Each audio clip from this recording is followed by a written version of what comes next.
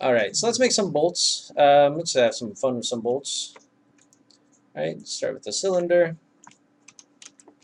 You can make some just simple rivets. Right, just take a cylinder, reduce the amount of height segments that it has, convert it to an editable poly, and shrink the top down. Right, it doesn't have to be super tall either. And just have fun. Play around with insetting, extruding things inwards as well, and just get used to extrude, scale, inset, scale, doing all these things so you can extrude things a couple times. Right, step some stuff in there. All right, so just work with the, again, inset and extrude tool, and then just make some fun shapes for your thing. You gotta make sure you understand what scale they're going to be like on your mesh, because if this thing's going to be super tiny, we're never going to render out enough info to capture all of these insets. But maybe this is like a big button kind of thing. So I'm going to chamfer these guys, just a little chamfer because they're small. And I turbo smooth this guy, you're going to see the bottom of this thing is going to turbo smooth all stupid because I didn't do anything to it. So if you're ever making things, that's why we always select the top plane and just delete everything, or work with a plane. Just delete that bottom polygon, and when things are open face, they turbo smooth just on the sides, and not they won't bubble inwards. So let's take a look. This guy is just kind of like a weird plungery kind of button. He's kind of boring, but he's okay for now. So we'll have that guy. Now, if I want to make an actual bolt, mess around with how many sides your things have. Right. We always remember that if somebody actually needs to use a wrench on this thing, it should have parallel sides. So many times you see in games that somebody makes a bolt like this, and you're like, "What the hell kind of pliers or whatever you're using on this thing?" Yeah. Yeah. So make sure it's a hexagon or whatever. Even numbered crap. Yeah. And so even though a bolt isn't naturally angled, you still have to angle it because, again, for normal maps. So just angle it in a little bit, and you can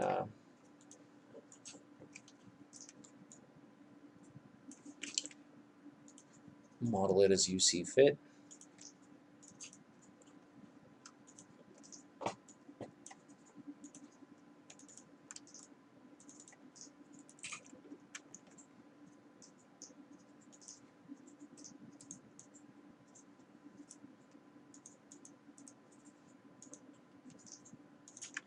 Now, because I want to keep these sides for this guy, because if I turbo smooth him right now, he's just going to turn this thing around. So I'm going to select these guys here. I'm going to ring this first. So I'm going to select this one edge on the bottom here. I'm going to select ring, which will select all of them around, and then I'll select loop to select all of them inwards as well. So again, select one edge, hit ring, and then hit loop. And I'm going to chamfer all these guys, so that way I still keep my my sides, but add a little bit of a roundness in there. And then I'll turbo smooth them. Oh shit, I forgot to delete the bottom again. So again, I chamfered all these guys, so that way when I turbo smooth it, I still keep my hard edges.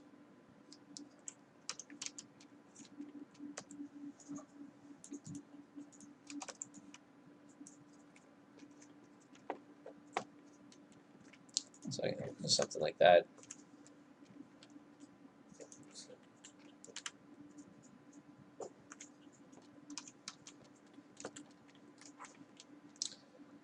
All right, let's have some fun with these things. So let's make a cylinder.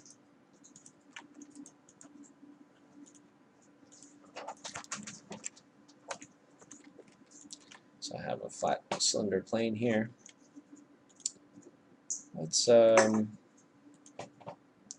extrude them or inset them. Yeah, actually that's extrude.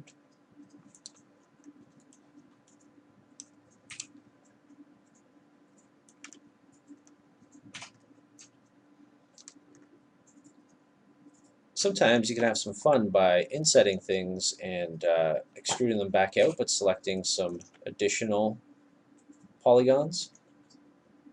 Now, when you extrude these things normally, they'll just go, they extrude kind of on the general normal angle of what you have selected. Because I have some faces that are pointing upwards and some faces that are pointing at a general 45-degree angle, when I use my extrude tool just as is, it's going to kind of extrude them in between those two angles, which is probably not something I really want at this point. If you're ever having that problem, click the little settings box right beside extrude, and that way you can select how to extrude them. So you can do local normal, which will try and extrude them on all the angles. So it'll extrude each polygon based on whichever way it's facing. So in this case, that might look kind of cool. Right? If I do something like this, maybe even inwards, maybe I want this to be an inside kind of bolt. I don't know.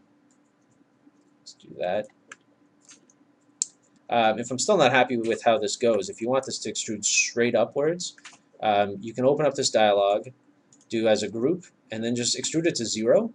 So it'll just basically double all your edges. And then when you hit OK, just switch to your move tool and just move it upwards. You can kind of do it manually yourself that way. All depends on what you're kind of going after.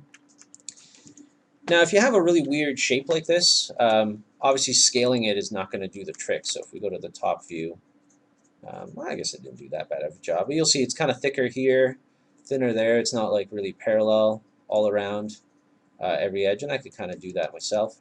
But I could use the outline tool. If I select those edges and select the settings on there, the outline tool will equally scale all of the faces that you have selected as a group or individual polygons, depends on how you have things selected. There you go, this thing's kind of dumb looking for now. But what I'm going to do is I'm going to select these edges or faces right here. I'm going to extrude them to 0, and I'm going to move them outwards like this.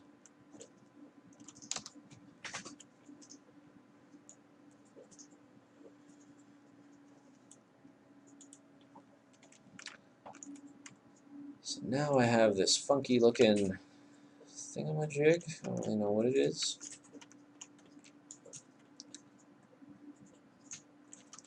Maybe.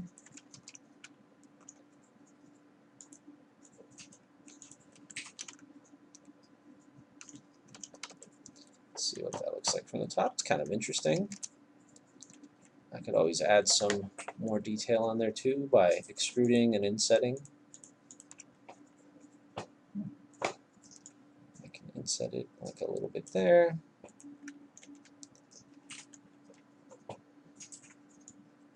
Extrude it inwards. And then again, use the outline tool to equally scale it inwards as opposed to using the scale tool.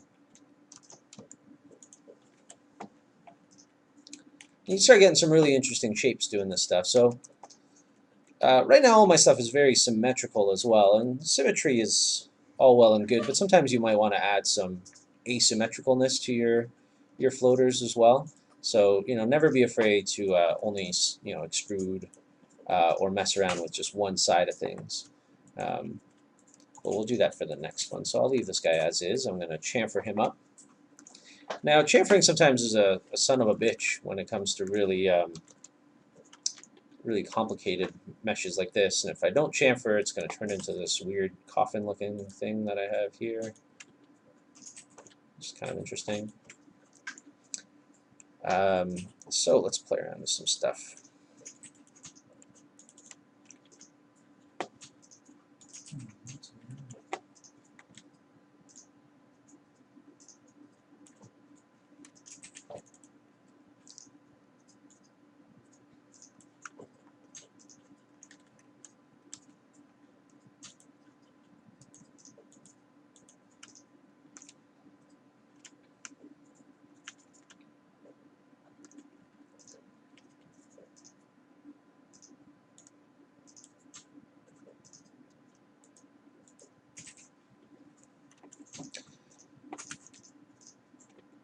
Alright.